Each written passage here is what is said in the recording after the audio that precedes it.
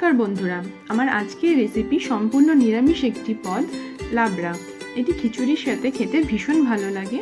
এর জন্য আমি ফুলকপি, আলু, বেগুন, পটল, কাঁকরোল এবং মিষ্টি কুমড়ো আগে থেকে ভালোভাবে ভেজে রেখেছি।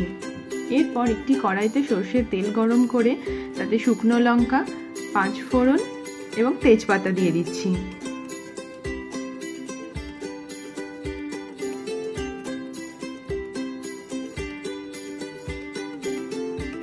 কিছুক্ষণ এটা নাড়াচাড়া করার পর এর মধ্যে আমি দিয়ে দেব 1 চা চামচ আদা বাটা।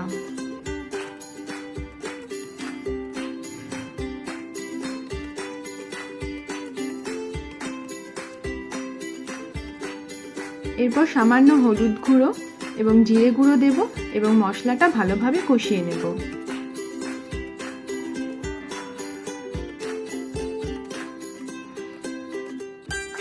এবার সামান্য জল দিয়ে মশলাটা ভালোভাবে কষিয়ে নিচ্ছি।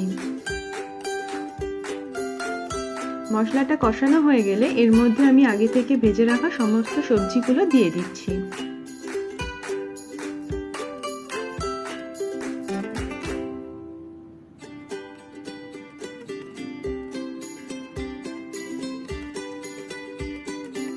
এবার মশলার সাথে সবজিটা ভালোভাবে মিশিয়ে নিচ্ছি।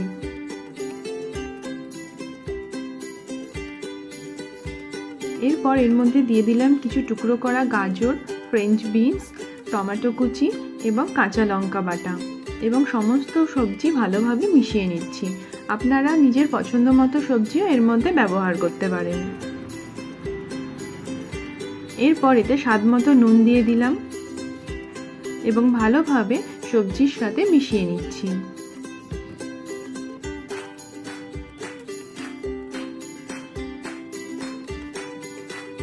এবার ঢাকা দিয়ে মাঝারি আঁচে এটা কিছুক্ষণ রান্না করব।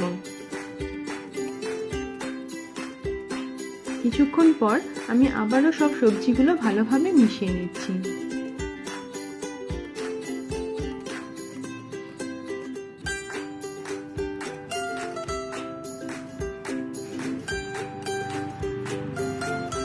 এরপর এতে পরিমাণ মতো জল দিয়ে দিচ্ছি যাতে সবজিগুলো তাড়াতাড়ি সেদ্ধ হয়ে যায়।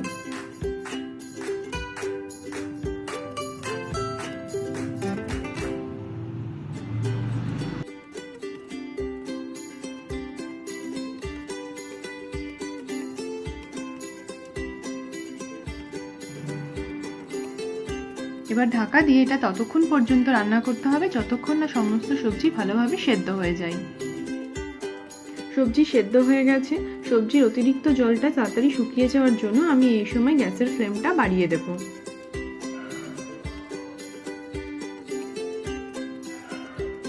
এরপর আমি এর মধ্যে দিয়ে দিচ্ছি 2 চেরা কাঁচা লঙ্কা। এর আগে আমি কাঁচা লঙ্কা বাটা দিয়েছিলাম, তাই 2 চেরা কাঁচা লঙ্কা দিয়ে দিলাম এর মধ্যে এবং কাঁচা লঙ্কাটা সবজির সাথে ভালোভাবে মিশিয়ে নিচ্ছি।